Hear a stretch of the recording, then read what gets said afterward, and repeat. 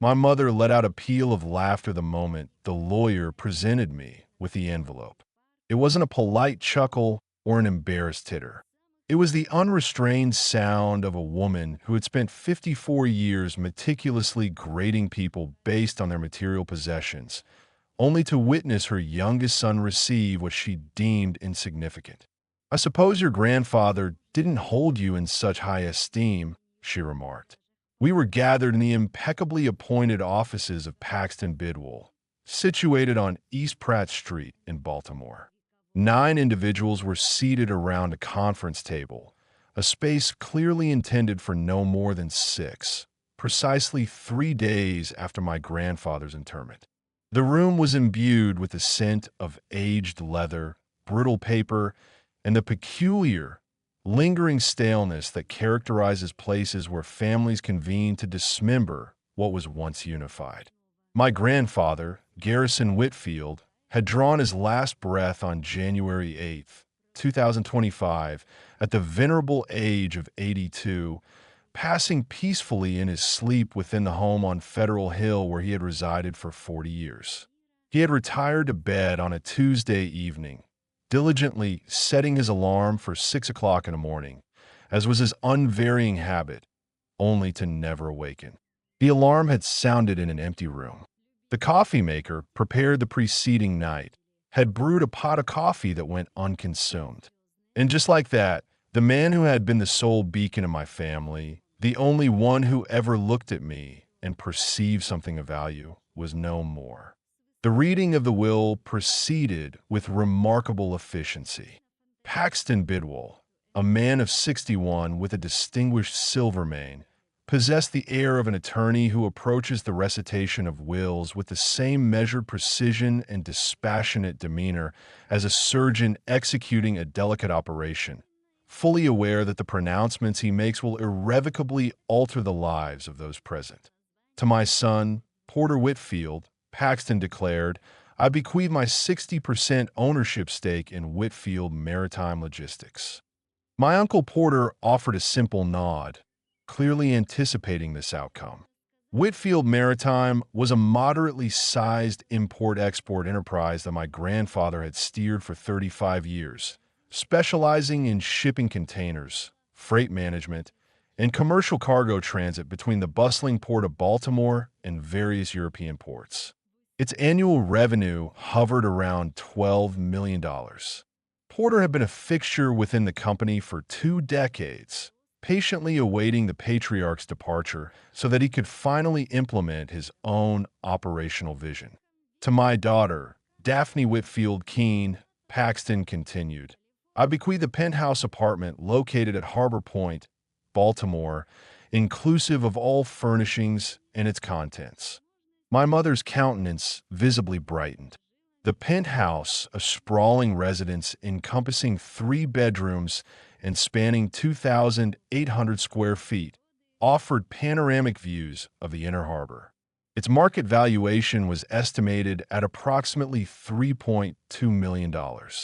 My mother had long harbored an ardent desire for this property, frequently remarking on the breathtaking vistas during her visits and mentally cataloging the closet space with the predatory intensity of a hunter assessing its quarry. To my grandchildren, Royce, Darcy, and Hadley Whitfield, Paxton announced, "I leave the following: the 2023 Porsche 911 Turbo S, the 2020 Mercedes MG GT, and the 1967 Shelby GT 500 Mustang, to be divided amongst them as they deem appropriate." A palpable exchange of glances occurred among my 3 cousins, Porter's children. The Porsche alone represented a significant asset, valued at $230,000. The Shelby, a coveted collector's item, commanded a price exceeding $400,000. It was as if Christmas had been preemptively celebrated in January. Furthermore, to my grandchildren, I bequeath equal shares in the yacht Tempest, a 54-foot sailing vessel currently berthed at the Chesapeake Bay Marina. The yacht, my grandfather's cherished possession. He had navigated its decks every weekend for 20 years, traversing the length and breadth of the Chesapeake Bay, often in solitary contemplation, though occasionally accompanied by me. He had never shared these excursions with Porter, Daphne, or the cousins. They experienced seasickness, they had claimed. They were occupied with other pursuits, they had rationalized. They had more pressing engagements than to recline on a boat with an elderly gentleman intent on observing the sunset from the tranquil waters of the bay. I, however, had shared that vessel with him every weekend I could possibly arrange. My profession as an EMT, with its demanding and unpredictable rotating shifts, often presented challenges. Yet, whenever a Sunday afforded me respite, I would make my way to the marina and we would set sail. Our conversations were seldom extensive. Garrison Whitfield was not a man inclined to fill the quietude with an abundance of words. We would sail. We would observe the water surface. He imparted to me the art of interpreting the wind by its subtle movements across the water's texture, not merely its direction, but its very character. He taught me to discern its patterns of ripples and smooth expanses, revealing what lay ahead long before it became visible. The wind never deceives, damn it, he was fond of saying. People lie. Figures mislead. The wind simply moves.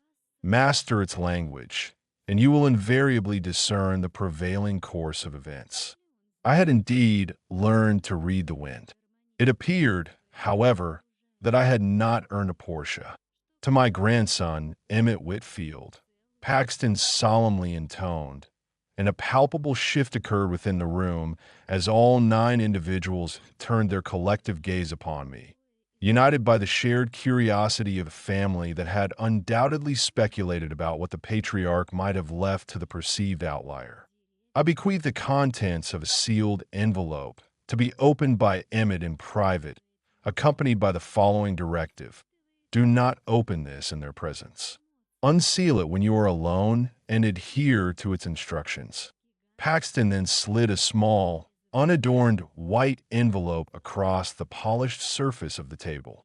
My name was inscribed upon its front in my grandfather's distinctive script, the careful, deliberate strokes of a man who had spent 4 decades meticulously penning shipping manifests and professional correspondence by hand, harboring a profound distrust of electronic devices and, by extension, individuals who placed undue reliance upon them. The room fell silent for approximately 3 seconds. Then, my mother's laughter erupted. A sealed envelope? While everyone else receives the company, the penthouse, the luxury vehicles, and the yacht, you are presented with a mere envelope. She shook her head with the theatrical air of someone amused by a jest that is all the more enjoyable for being directed at another. I suppose your grandfather didn't hold you in such high esteem.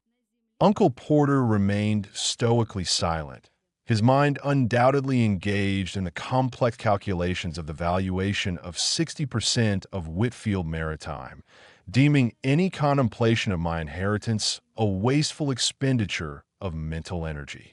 My cousins, meanwhile, were already engrossed in their mobile devices, diligently researching the current market value of a 1967 Shelby GT 500.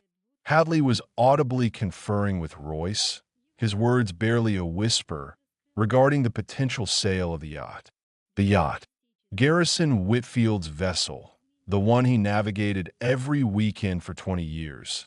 The one where he had patiently taught me to interpret the wind, to appreciate the sunset, and to experience the profound depth of shared silence with a man who understood that the quietude between 2 souls united by affection is not in void, but a rich, palpable fullness.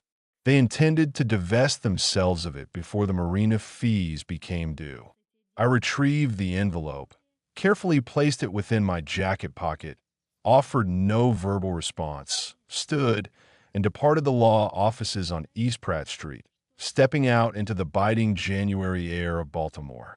The echoes of my family's amusement trailing behind me, and the tangible presence of my grandfather's handwriting a comforting weight against my chest. I opened it within the sanctuary of my truck, a 1916 Ford F-150 boasting 143,000 miles, parked within a garage on Lombard Street. The heater was engaged, a necessary precaution against the 31-degree chill that caused my hands to tremble, not from the cold, but from an emotion I could not quite articulate, perhaps grief, or the peculiar sting of being the butt of my own family's jokes. Inside the envelope were three distinct items. Firstly, a one-way plane ticket from Baltimore to Nice, France, with a connecting flight through Paris. The departure date was set for January 18th, 2025, a mere 7 days hence. Secondly, a handwritten missive from my grandfather, comprising 5 concise lines. Emmett, it began, pay them no mind. I have bestowed upon them that which is destined to deteriorate, to rust, and to depreciate. I am entrusting you with that which I hold most dear, a solemn pledge made to a cherished friend. Proceed to Monaco. A driver will be awaiting your arrival at Nice Airport. Conduct yourself as I would. Arrive, speak sparingly, and observe with keen attention. All that I was unable to impart to you in Baltimore awaits you there. Place your trust in me one final time. G. Thirdly, a photograph, rendered in stark black and white, bearing the telltale creases of countless folds over time. It depicted 2 men aboard a vessel. One was undeniably my grandfather, younger, perhaps in his early 40s, his dark hair framing a lean face as he squinted against the Mediterranean sun. The other was an individual whom I did not recognize, appearing to be of similar age, but taller, with an air of innate authority that suggested an ingrained habit of occupying the most prominent position in any given setting, even on the deck of a boat. Both men were captured in laughter, the spontaneous, uninhibited kind that blossoms only between individuals who share an absolute, unwavering trust. Inscribed on the verso of the photograph, in my grandfather's familiar script, were the words, Lauron and me, Nice, 1984, the day after. The day after what, I wondered. I remained seated in my truck for approximately 45 minutes, rereading my grandfather's notes 6 times. I scrutinized the photograph until the 2 laughing figures aboard the boat transcended mere mystery and coalesced into a compelling question. Who was Lauron? What events transpired in 1984? And what promise had my grandfather made to a man in Monaco that he valued above a penthouse, a yacht, and a company valued at $12 million? Allow me to elucidate my identity, for it is crucial to comprehend why my grandfather selected me. Not Porter, nor Daphne, nor the cousins adorned with Porsches and Shelbys, before you can truly grasp what awaited me in Monaco. My name is Emmett Whitfield. In January of 2025, I was 28 years of age. I serve as an EMT, an emergency medical technician, for the Baltimore City Fire Department, stationed at Firehouse 22 on East Monument Street. My annual income stands at $44,000. I drive a truck that has accumulated 143,000 miles. I reside in a modest 1-bedroom apartment in Hampton, for which I pay $1,100 per month. By every metric my family employs to gauge an individual's worth, I am the least successful person present at that table. My mother, Daphne, occupies the role of a real estate developer's wife. She entered into matrimony with Gerald Keene in 2004, a man whose professional endeavors involve constructing luxurious condominiums along the Inner Harbor and whose self-esteem is intrinsically linked to the square footage he commands. She is not engaged in paid employment since their wedding day. Her current activities consist of attending charitable galas, meticulously managing social engagements, and, on the infrequent occasions she extends an invitation, introducing me at events as my son, the EMT, her tone conveying the same detached regard one might reserve for a functional, albeit outdated, household appliance. Uncle Porter embodies the archetype of the businessman. He assumed operational command of Whitfield Maritime a decade ago, during my grandfather's gradual withdrawal from active management. Porter is characterized by his efficiency, his assertiveness, and a conspicuous absence of the very quality that fueled my grandfather's success in ways Porter will likely never comprehend: patience.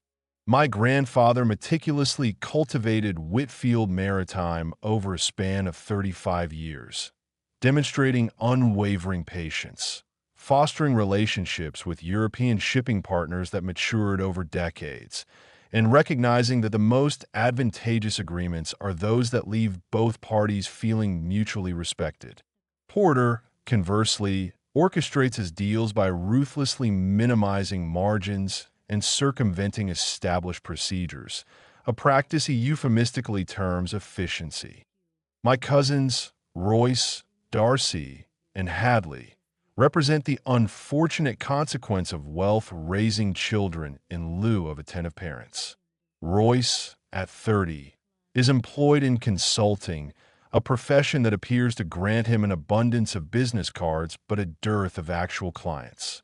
Darcy, 27, maintains a lifestyle blog with a modest following of 4,000 individuals and possesses a wardrobe budget that eclipses my annual salary. Hadley, 25, is a recent college graduate, currently unemployed, and self-describes his status as between opportunities, a sophisticated euphemism employed by the affluent to signify a lack of necessity for gainful employment and a disinclination to feign otherwise. And then there is me, the EMT, the one who consciously chose a profession that offers a salary of $44,000 annually, involving ambulance rides and the critical task of preserving human life.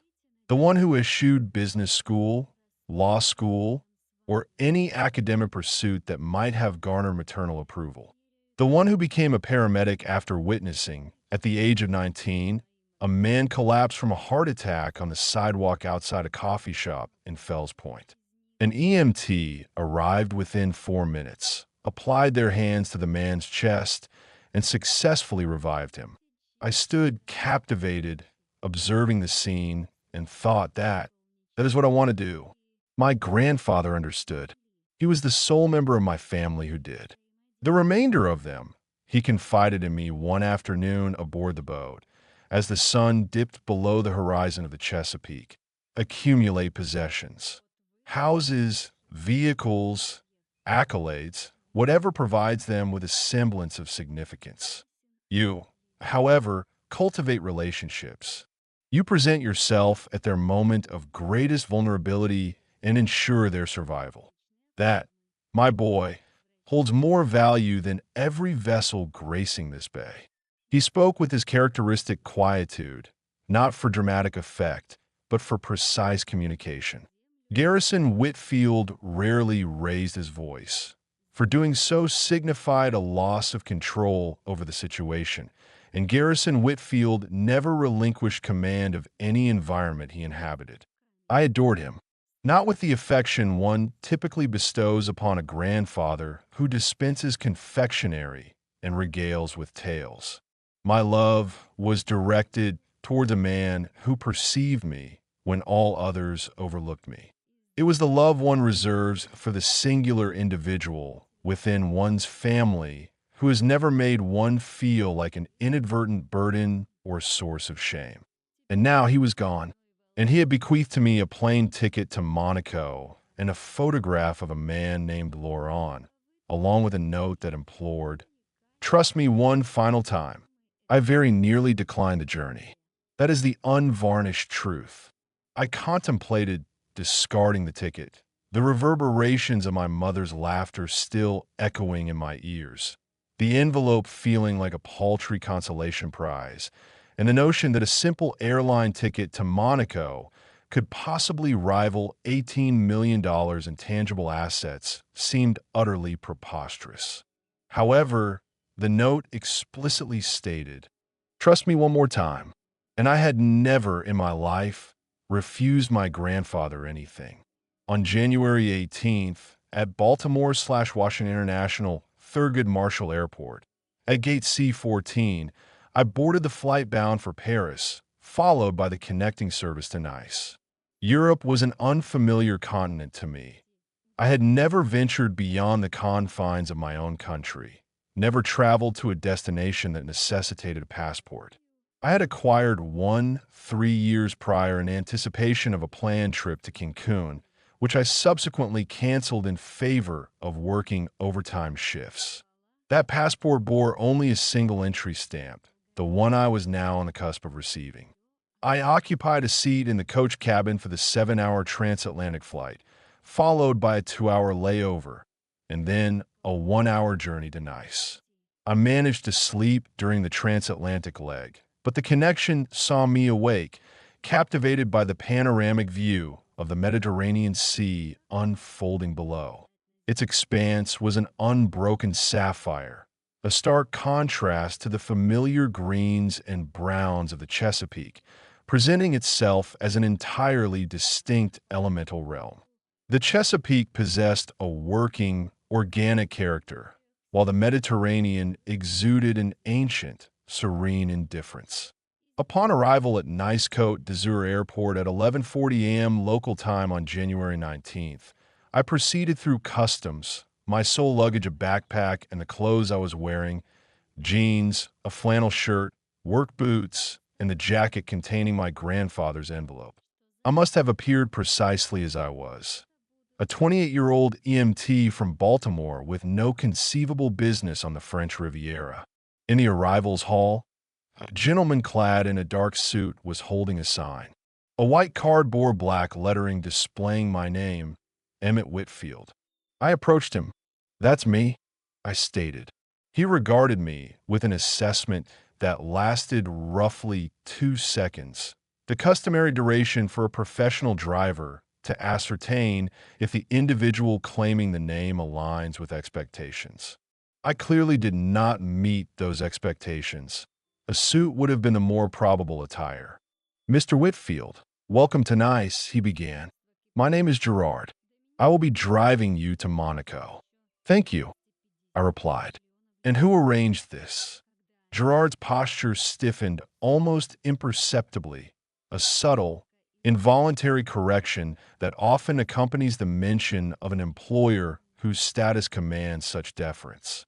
"Sir," Gerard responded, "the prince wishes to see you."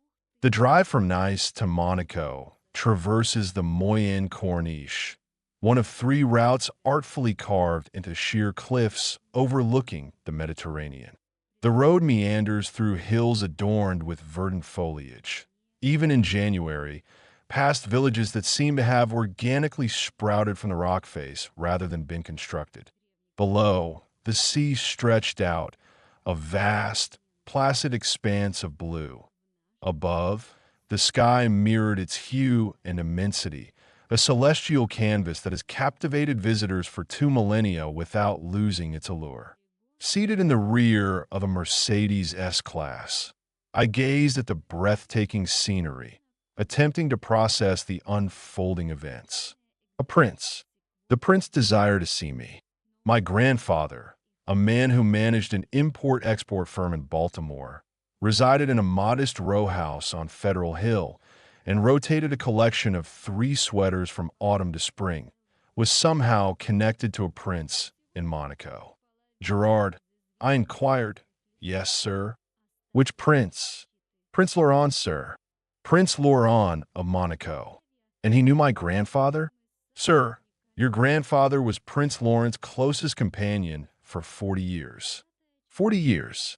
My grandfather had a confidant of 4 decades, and I had remained utterly oblivious. I had sailed with him every weekend.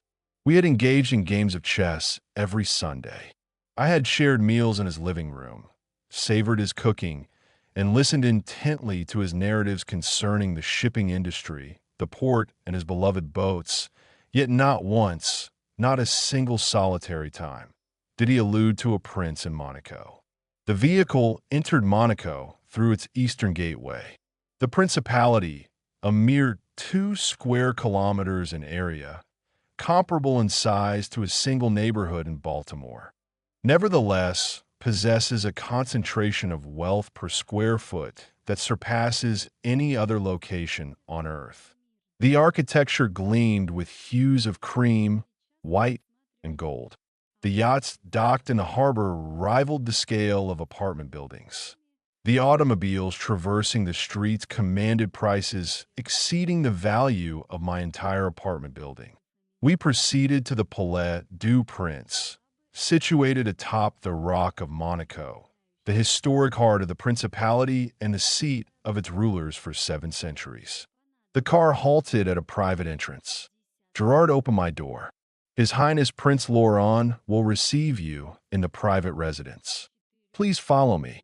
I complied, proceeding through an ornate gate, across a courtyard, and through a doorway predating my nation's existence, into a hallway graced with stone flooring, captivating paintings, and the profound silence characteristic of a place steeped in historical significance, where the very walls seemed to absorb and retain the weight of ages. A man awaited at the hallway's terminus. He was 76 years old, tall and slender, with silver hair and an erect posture that bespoke a lifetime of earned achievements rather than granted privileges. He wore a gray suit, sans tie, and shoes that, while impeccably polished, bore the subtle marks of age, indicative of a man who prioritizes enduring quality over ostentatious display. As he observed me, his expression underwent a remarkable transformation. His face softened. The regal composure, the countenance he presented to diplomats, cameras, and state functions, dissolved, revealing a depth of personal emotion, a palpable sorrow, the visage of a man who had unexpectedly encountered a beloved specter he had long hoped to see again. "You bear a striking resemblance to him," Prince Laurent remarked, his gaze fixed on me. "Your jawline, the way you carry yourself." He then demonstrated the posture he described, leaning slightly forward as if poised for immediate action. "You knew my grandfather." "I knew Garrison Whitfield for 41 years, the prince confirmed, extending his hand. "He was the most devoted friend I ever possessed, and I made him a promise." I clasped his hand. The grip was firm, the kind of steady hold that older men employ when clinging to something of profound importance. "Coolme, please be seated. I have a great deal to impart to you, and I have a promise to fulfill." He led me into a private sitting room, its windows offering a commanding vista of the harbor, the Mediterranean spread out below like an unframed masterpiece. He settled into a chair, and I took my place opposite him. On a table situated between us rested a bottle of wine, 2 glasses, and a framed photograph, the identical image that had accompanied my envelope. 2 men aboard a boat, their faces radiant with laughter. 1984, Laurent stated, gently lifting the photograph. "July 14th, Bastille Day. Your grandfather and I had been aboard my vessel, the Seraphine, for 3 days, sailing from Nice to Corsica and back. During our return voyage, a formidable storm descended from the west, the kind that transforms the Mediterranean from a picturesque postcard into a formidable adversary." He carefully placed the photograph back on the table. The boat capsized. I was plunged into the turbulent water. The waves were 5 meters high. I'm not a strong swimmer. My upbringing in a palace did not prepare me for the sea. I was drowning, and your grandfather, a man from Baltimore who had navigated the Chesapeake since he was 12 years old, dove into that raging 5-meter sea and rescued me. He saved my life. He swam 200 meters in that tempest, found me succumbing to the waves for what would have been the final time, and dragged me to a piece of the shattered hull that was still afloat. We clung to that fragment of fiberglass for 4 agonizing hours until the Coast Guard located us. He never mentioned it to me. He would not have. That was the essence of Garrison. He did not save my life seeking accolades. He acted because I was drowning, and he possessed the ability to swim. The following morning, on the docks in Nice, drenched, utterly exhausted, yet alive, we formalized a pact. What pact? The pact forged between two men who have endured a shared ordeal. We mutually agreed that whoever departed first would ensure the well-being of the person the deceased cherished most. Not the entire family, not a single individual, but the one who held paramount importance. Garrison assured me he would recognize that person when the moment arrived. And he selected you, Emmett. He spoke of you to me years ago. The EMT, the grandson who faithfully visits every Sunday for a game of chess. The one who shares his sails on the Chesapeake while the rest of the family is preoccupied with calculating his wealth and anticipating his demise. He declared, "Laurent, that boy possesses my lineage, not the blood of commerce, nor the blood of avarice, but the true blood, the blood of presence and action." I pressed my fingers against my eyes. I was seated within a palatial residence in Monaco, listening to a prince recount how my grandfather, the very man my mother had deemed incapable of sufficient affection for me, had described me to royalty as the individual who mattered most. What does this pact entail, practically speaking? I inquired. In practical terms, Laurent leaned forward. Your grandfather was more than just my companion, Emmett. For 40 years, he served as my most trusted business confidant. Whitfield Maritime, the company your uncle has now inherited, was merely the visible manifestation of our endeavors. The endeavor Garrison undertook with me was the unseen enterprise. What unseen enterprise? Your grandfather aided me in overseeing a collection of private assets, encompassing real estate ventures, early-stage investments, and maritime infrastructure, all operating beyond the scope of the royal holdings. These were personal ventures. Garrison's strategic acumen amplified my capital. Over a span of 4 decades, that collection has appreciated to an estimated sum of $780 million. My grandfather, who habitually wore the same 3 sweaters, drove a 15-year-old Volvo, and resided in a terraced dwelling on Federal Hill, had been managing $780 million in investments for a European prince. The accord, Laurent elaborated, stipulates that upon Garrison's passing, I am to establish a trust for the individual he designated. The trust is provisioned with $40 million, a mere fraction of what your grandfather assisted me in accumulating, yet an amount we mutually deemed fitting. The trust bears your name and became active the very day Garrison departed. $40 million, held in a trust under my name, activated 10 days ago while I was bearing a coffin and my mother was chuckling at an envelope. There is more, Laurent continued. Your grandfather's capacity as my advisor extended beyond mere financial counsel. He was my confidant on matters of discernment, strategy, and integrity. I require a successor for that role. Not immediately. You are 28 years of age, possess no prior financial experience, and, if I may be so bold, your attire suggests you've just finished repairing a motor vehicle. I am an EMT. I am aware. Garrison apprised me. He held your profession in high regard. Laurent paused.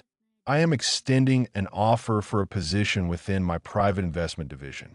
Not as a senior executive. You lack the requisite training for that at present. As an apprentice, you will gain insight into the enterprise your grandfather helped me cultivate. You will collaborate with my team in Monaco, and you will have the prospect of becoming what your grandfather was to me, a confidant, an associate, and a companion. Why me? You could engage anyone. Graduates with MBAs from Wharton, financial analysts from Goldman Sachs. Why a 28-year-old paramedic from Baltimore? Laurent offered a smile, the first since my arrival. Because your grandfather did not select you based on your curriculum vitae. He selected you for your mettle. He indicated you are dependable. He stated you can maintain silence without the compulsion to fill it. He remarked you possess an innate understanding of the prevailing currents. I have engaged numerous brilliant individuals, Emmett. Brilliance is commonplace. Character is scarce. Your grandfather possessed both. I am wagering that you do as well. Well, my family, the company, the penthouse, the automobiles, they acquired all of that. Indeed, and allow me to apprise you of their acquisitions. He reclined. They inherited a shipping concern with $12 million in revenue and a deficit of $3.4 million that Garrison had been underwriting because Porter's management has been systematically eroding its profitability for 5 years. They acquired a penthouse burdened by $22,000 in annual property taxes and a monthly maintenance charge of $1,800.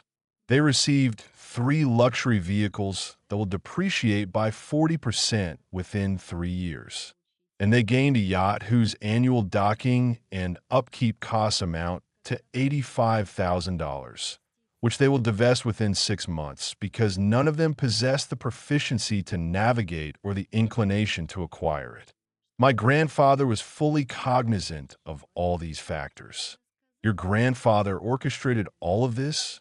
He dedicated the final year of his existence to reorganizing his tangible assets to appear as impressive as possible while simultaneously maximizing their financial burden. He intended for them to possess their desired material possessions, expensive, demanding, and depreciating. And he desired for you to possess what he valued, a relationship, an opportunity, and a future that would not degrade. He established them. He liberated them, free to own possessions that would ultimately consume them. The company will necessitate capital injections that Porter is incapable of providing. The penthouse will deplete your mother's savings. The automobiles will be sold once the insurance premiums become due. And the yacht, Laurent paused. Your grandfather cherished that vessel, but he cherished you more. And he understood that bestowing the yacht upon you would invite their animosity, while granting it to them would expose their true nature. They will sell it, and when they do, you will discern precisely who they are. I remained in that chamber for an extended period. The Mediterranean luminescence traversed the floor, subtly transforming as the sun migrated, much like light does in locales that have observed the sun for millennia. I was 28 years of age, seated within a palatial residence, absorbing information that utterly reshaped my comprehension of my grandfather, my family, and my own worth. I require time to contemplate this, I stated. Naturally, take all the time you deem necessary. The trust is yours irrespective of whether you accept the position. Your grandfather's financial provisions are not contingent upon my offer. He intended for you to receive them in either scenario. And the position? The position is contingent upon your readiness to learn, to labor, and to be present. These are the attributes your grandfather elucidated, and they're the attributes I demand. I am present. That is what I do. I am aware. That is why you are here. I stayed in Monaco for 4 days. Laurent secured accommodation at the Hotel de Paris, an establishment whose nightly tariff exceeded my monthly rent, a fact I endeavored to disregard, as contemplating it rendered me an impostor in an assumed existence. I ambled through the thoroughfares. I sat by the harbor. I observed the super yachts, surpassing my grandfather's Tempest in size, more lustrous, more costly, and paradoxically less aesthetically pleasing, for beauty in a vessel is not determined by magnitude. It is contingent upon whether it was cherished. I contacted my mother on the second day, not out of inclination, but because I needed to hear her voice to recall what I was making a choice between. Emmett, where are you? Monaco. Monaco? You actually went? Grandfather's envelope contained an airline ticket. And what was inside? Another envelope. She chuckled. The same sound from the legal office. Something to that effect. Emmett, while you were enjoying your little European sojourn, Porter is already engaged in restructuring the company, and I will be relocating to the penthouse next week. We are all thriving quite well thanks to grandfather's generosity. I am pleased to hear that, Mother. When are you returning home? Soon. Well, do not linger too long as a tourist. You have shifts to cover. I terminated the call. I stood on the balcony of the Hotel de Paris, gazing at the harbor, my phone in hand, and I comprehended, with the cold, placid clarity of a man who has just been presented with a choice between two distinct existences, that my mother would never truly perceive me. Not due to cruelty, but because acknowledging me would necessitate her challenging the very framework by which she evaluates individuals. And that framework, wealth, prestige, possessions, is the sole metric she possesses. To alter, it would signify an admission that her entire life had been constructed upon an erroneous scale. And individuals do not readily alter their fundamental paradigms. They intensify their commitment. On the fourth day, I returned to Lawrence's office. His private investment office was situated in a building on Avenue de Monte Carlo. Not ostentatious, merely a functional workspace occupied by a modest team of 7 individuals who managed Lawrence's personal portfolio with the quiet competence of those who require no public validation of their achievements. I will accept the position, I declared. When can you commence? I must return to Baltimore, tender my resignation at the fire department, arrange my affairs, and bid farewell to someone. To whom? My grandfather's vessel, prior to its disposal. Laurent regarded me for a considerable duration. Then, he reached for his telephone and initiated a call. In rapid French, which I could not comprehend, he conversed for approximately 2 minutes. Subsequently, he concluded the call. I have just instructed my legal counsel to engage with your cousins and propose the acquisition of a yacht Tempest at its fair market valuation. Upon the finalization of the transaction, I will transfer ownership to you. Laurent, I cannot. Your grandfather imparted the art of sailing to me, Emmett, aboard that vessel in 1986, 2 years after he preserved my life. We navigated the Chesapeake for a week, and he imparted to me the identical lesson he taught you, how to discern the wind's direction. That vessel is not a mere possession. It is a pedagogical environment. And educational environments ought not to be bartered away to strangers. I attempted to speak. I was unable, for a 76-year-old prince had just procured my grandfather's yacht to retain it within the family, and the family he was preserving it for was mine. I returned to Baltimore and submitted my resignation at Station 22. My captain, a woman named Delilah Oakes, who had been overseeing the station for 12 years, examined my letter of resignation and remarked, Monaco. You are relocating to Monaco. Yes, from the rear of an ambulance to the south of France. It is a protracted narrative. It invariably is. She rose and extended her hand. You are a commendable Emmett Whitfield. You preserve lives. Whatever your future endeavors entail, approach them with the same dedication. I shall. I made no mention to my family about the trust. I did not apprise them of Laurent. I did not disclose the $40 million, nor the position, nor the accord, nor any of it, not out of furtiveness, but because informing them would serve no purpose other than vanity. And my grandfather did not raise me to be ostentatious. He raised me to be present, to speak sparingly, and to observe attentively. However, they discovered, they invariably do. 3 months later, in April, my cousin Darcy, the lifestyle blogger, encountered a photograph on Instagram. A yachting publication had disseminated images from the Monaco yacht show setup. In the background of one image, barely discernible, stood a man on a dock alongside Prince Laurent of Monaco. The man was attired in a navy blazer and deck shoes. The man was I. Darcy forwarded the photograph to Daphne. Daphne contacted le porteur. Porteur contacted Paxton Bridwell. Paxton, bound by attorney-client confidentiality concerning the sealed envelope and the accord, stated only Garrison's instructions were executed precisely. I'm not at liberty to divulge the particulars. My mother phoned me that evening. I was in my apartment in Monaco, a one-bedroom unit in Fontvieille, modest by Monacan standards, which translated to a monthly cost of $3,200 and a smaller footprint than Lauren's dressing room. Emmett was transpiring. I am employed in Monaco, mother. Employed? In what capacity? I work for Prince Laurent's private investment office. Prince Laurent, as in the Prince of Monaco? Yes. How? How does an EMT from Baltimore find himself employed by the Prince of Monaco? Grandfather. Silence. Prolonged silence.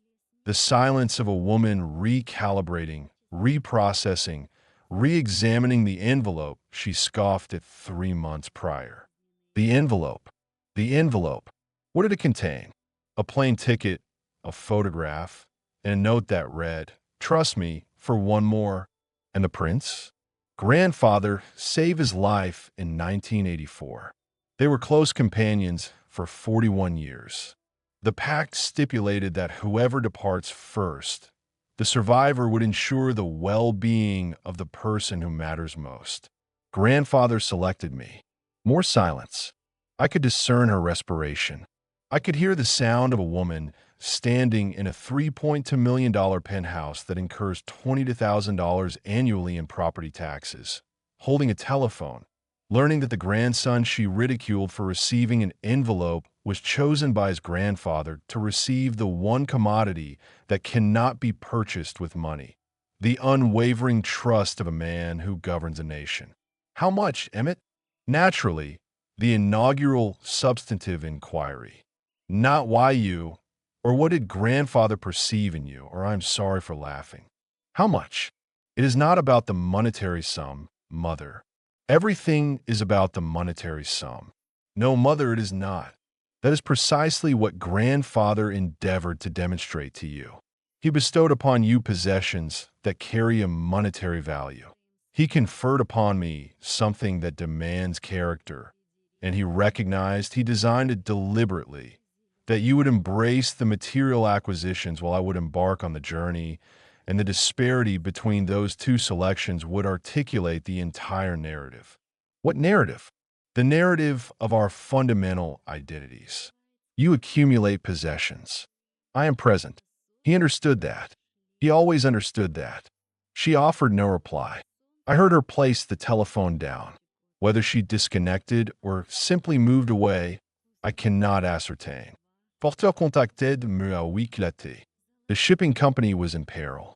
The $3.4 million debt that Garrison had been discreetly managing was now Porter's predicament, and Porter's aggressive cost-cutting measures had alienated 2 of the company's 3 primary European shipping partners. Revenue was projected to decline by 30% in the ensuing fiscal year. Emmett, I must discuss the company with you. I have no involvement with the company, Uncle Porter. You inherited it. Your grandfather possessed relationships with European clients that I cannot replicate. The French and the Italians are not responding to my calls. They assert they collaborated with Garrison, not Whitfield Maritime. They worked with grandfather because he treated them with respect and patience. You regard them as mere figures on a ledger. I am an apprentice at a private investment office in Monaco. I lack the authority or the expertise to assist you with a shipping enterprise. However, you now possess the connections through the prince.